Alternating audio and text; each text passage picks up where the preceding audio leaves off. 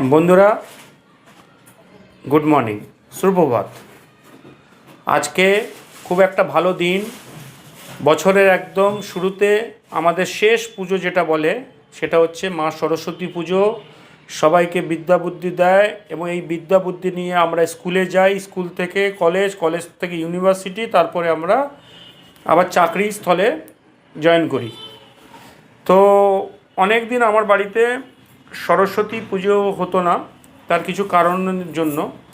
তো আমরা চেষ্টা করেছি এই বছরে সরস্বতী পুজো করা এবং মাকে ঘরে আনা, এবং এটা চলতে থাকবে বছর বছর।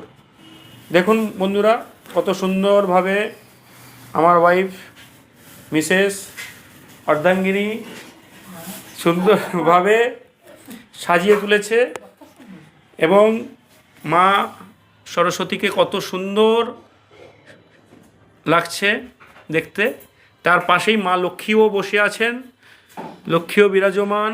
একটা কথা বন্ধুরা সবসময় মনে রাখবেন, ঘরে লক্ষ্মী আনলে মা সরস্বতীকেও আনতে হবে, কারণ এরা একে অপরের বোন।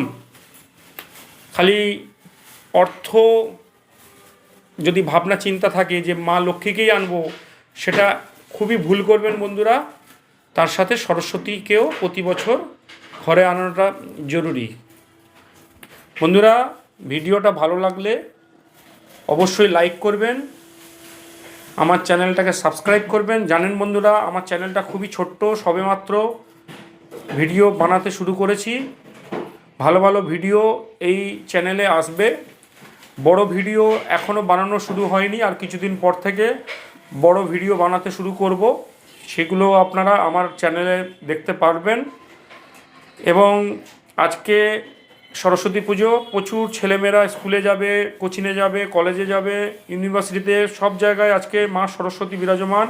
আজকে কোনো ছেলেমেয়েরা পড়াশোনা করবে না, সব বই খাতা থাকবে মায়ের চরণে।